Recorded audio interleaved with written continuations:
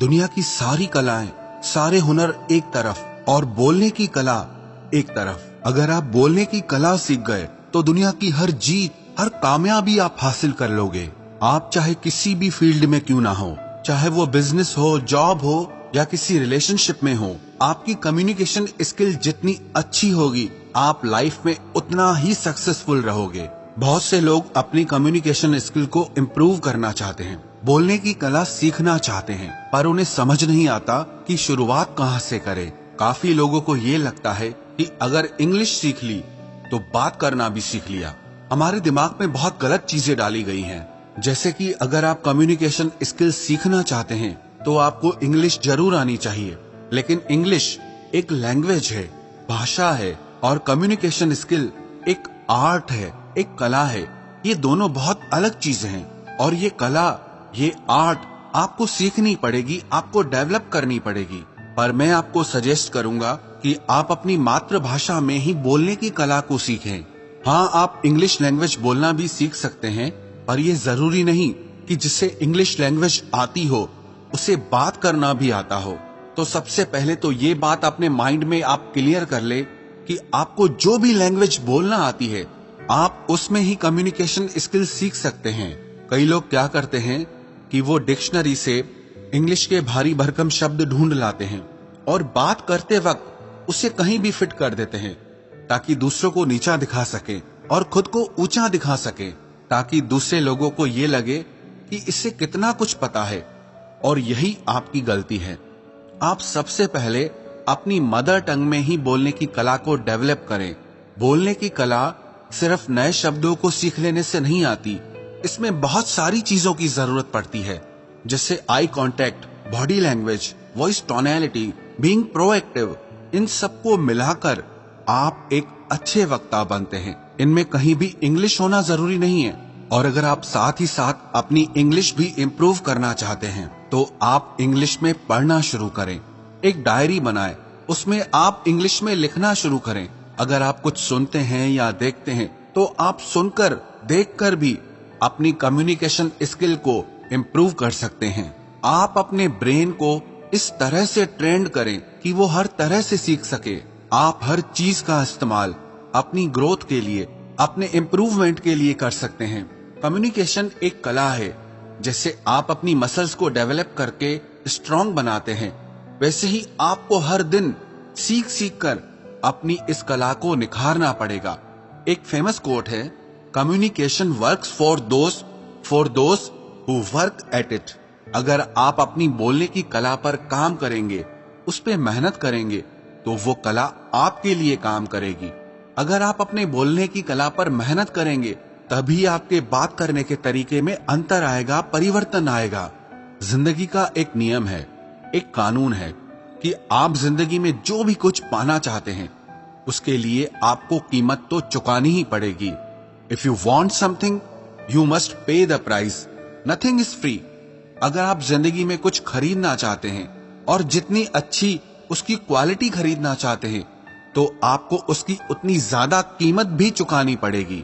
पर जिंदगी के इम्प्रूवमेंट में पैसों से काम नहीं बनेगा। कुछ लोगों को लगता है कि मैं पैसे से सब कुछ अचीव कर लूंगा। It's not gonna happen. अगर आप एक सुंदर, स्वस्थ और फिट शरीर बनाना चाहते हैं, तो आपको खुद उसके लिए वर्कआउट करना होगा। आपको खुद उसके लिए डाइट कंट्रोल करना पड़ेगा, मेहनत करनी पड़ेगी। अगर कोई और आपके लिए वर्कआउट करे, डाइट कंट्रोल करे, तो उससे आपकी बॉडी अच्छी नहीं बनने वाली। उसके लिए आपको खुद मेहनत करनी पड़ती है। और आप अपनी जिंदगी में अच्छे रोल मॉडल चुनिए, जैसे न्यूज रिपोर्टर हैं, जर्नलिस्ट हैं, अच्छे स्पीकर्स हैं, जिनके बोलने की कला अच्छी है। आप उन्हें सुनिए, उन्हें ध्यान से देखें कि कैसे वो अपनी बातों से, अपने शब्दों से सब लोगों को प्रभावित कर देते हैं।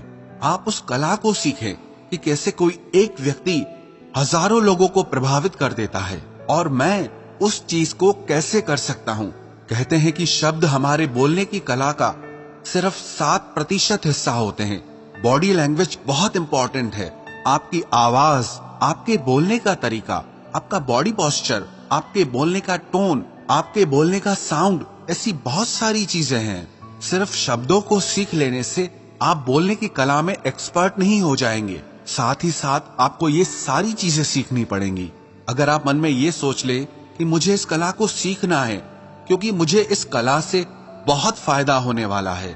अब उदाहरण के तौर पर आपके पास 100 आइडियाज हैं किसी काम के लिए, लेकिन अगर आप उन्हें लोगों के सामने अच्छे से प्रेजेंट करना नहीं जानते, अपनी बातों को रखना नहीं जानते, तो उन आइडियाज का कोई मतलब नहीं। और कोई दूसरा इंसान आएगा, उसे अपने आइडियाज को अच्छे से रखना आता है, अच्छे से एक्सप्रेस करना आता है, तो उसके आइडियाज सुने भी जाएंगे, माने भी जाएंगे और अप्रिशिएट भी किए जाएंगे और वो आगे निकल जाएगा। फिर आप बोलोगे इसका गुड लक अच्छा था, लेकिन बात इतनी सी है कि वो कम्युनिकेशन स्किल में अच्छा है और आप उसमें वीक हैं, इसीलिए वो आगे निकल गया।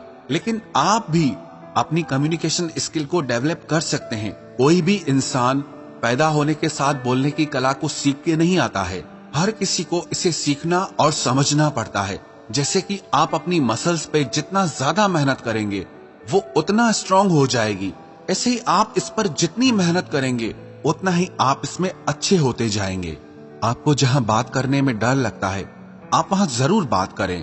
पब्लिक स्पीकिंग से, माइक पे बोलने से बहुत लोग डरते हैं। लोग रिजेक्शन से डरते हैं कि लोग मेरे बारे में क्या सोचेंगे, लोग मुझ पर हंसेंगे।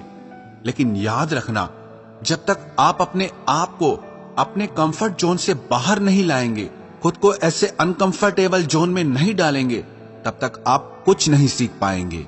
लेकिन आप अपने आप को उन सिचुएशंस में डालें जहां आप अनकंफर्टेबल हो रहे हों। ऐसा करने से आप फुल स्पीड में सीखना और समझना शुरू कर देंगे।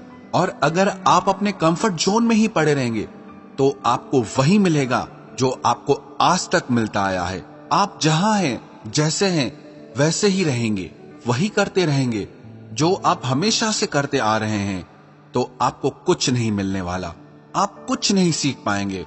पागलपन की एक परिभाषा ये भी है कि रोज रोज वही काम करते रहो और शाम को जाके भगवान से प्रार्थना करो कि हे भगवान, मेरी किस्मत बदल दो।